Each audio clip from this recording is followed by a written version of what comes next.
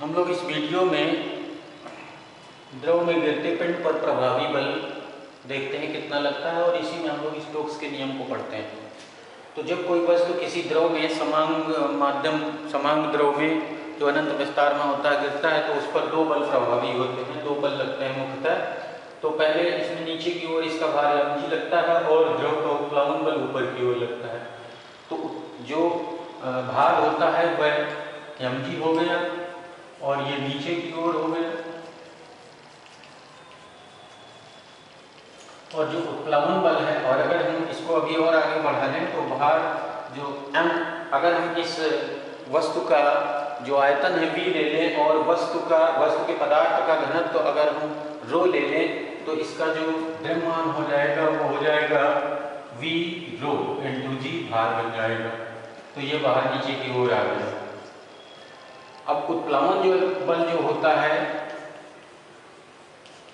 उत्प्लावन बल वो वस्तु द्वारा हटाए गए द्रव के भार के बराबर होता है। तो वस्तु का आयतन भी है तो हटाए गए द्रव का आयतन भी होगा, और यदि हम द्रव का घनत्व सिग्मा ले लें तो यहाँ पर लिखा जाएगा v सिग्मा जी। तो ये उत्प्लावन बल हो जाएगा, ये ऊपर की ओर हो जाएगा, ये ऊपर की ओर जाएगा। तो इस प्रकार अगर प्रभावी बल देखा जाए तो प्रभावी बल बराबर हो जाएगा ये v रो जी माइनस v सिग्मा जी, और यहाँ पर हम कॉमन ले लेंगे वी जी कॉमन ले लेंगे तो आ जाएगा रो माइनस सिग्मा। तो ये होता है, मान लीजिए हम प्रभावी बल को एफ इफेक्टिव कह लें तो ये किसी द्रव में गिरती वस्तु पर लगने वाला या पिंड पर लगने वाला प्रभावी बल होता है। और इसी के आधार पर यदि हम इसका त्वरण निकालें तो मान लेते हैं त्वरण जी डैश है तो प्रभावी बल यानी ई इफेक्टिव बटे आ जाएगा इसका द्रव्यमान तो आ जाएगा वी जी ब्रैकेट में rho minus sigma upon M की जगह पर हम लोग लिख लेंगे वी इंटू रो, तो वी इंटू रो लिख लेंगे तो वी कट जाएगा और रो को डिवाइड करेंगे, यहाँ 1 आएगा, यहाँ आ जाएगा सिग्मा अपॉन रो। तो इस तरह से जो प्रभावी त्वरण होता है वह हो जाता है जी ब्रैकेट में 1 minus rho upon sigma upon rho. तो ये हो जाएगा किसी द्रव में गिरते पिंड का प्रभावी त्वरण।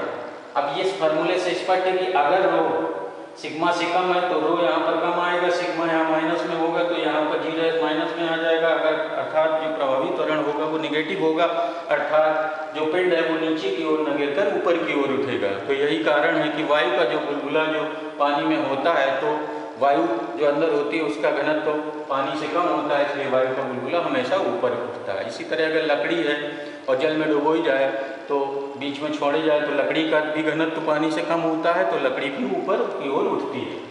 तो ये है आपका द्रव में गिरते पिंड पर प्रभावी बल। अब हम लोग स्टोक्स के नियम की बात करते हैं।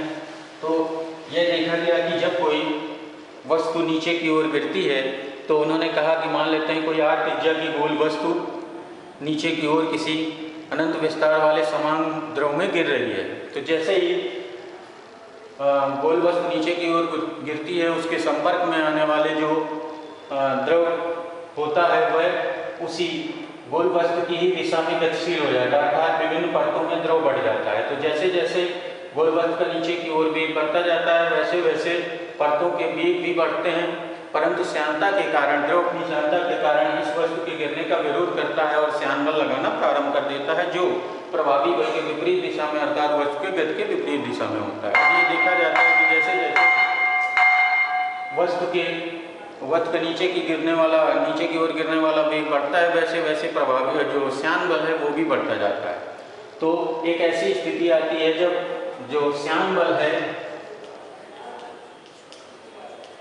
वह जब प्रभावी बल के बराबर हो जाता है तो वस्तु का त्वरण शून्य हो जाता है और ऐसी स्थिति में वस्तु अब नियत चाल से नीचे गिरती है। इस नियत चाल को कहते हैं सीमांत चाल, जिसको VT से लिखते हैं। सीमांत चाल से गिरने लगती है, उसकी चाल में कोई वृद्धि नहीं होती है बल्कि वो एक समान चाल से नीचे गिरने लगती है। तो स्टोक्स ने बताया कि जब कोई गोल वस्तु किसी अनंत विस्तार वाले समान माध्यम में सीमांत चाल से नीचे गिरती है तो उस पर जो श्यान बल लगता है वह 6 पाई ईटा आर बी के बराबर होता है VT। 6 पाई RBT के बराबर होता है। ये कहलाता है स्टोक्स का नियम, या स्टोक्स का समीकरण भी कह सकते हैं, श्यान बल का समीकरण। तो ये है स्टोक्स का नियम। तो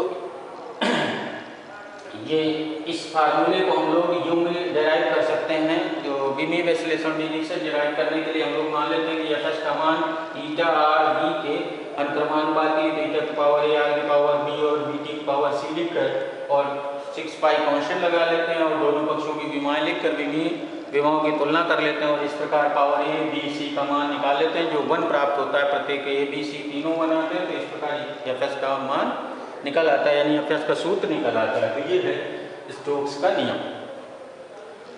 अब हम लोग स्टोक्स के नियम के आधार पर हम लोग किसी अनंत विस्तार वाले समान माध्यम में गिरते किसी गोल वस्तु के सीमांत चाल की गणना के लिए फार्मूला सीखेंगे अगले वीडियो में। तो इतना इसी में रखते हैं।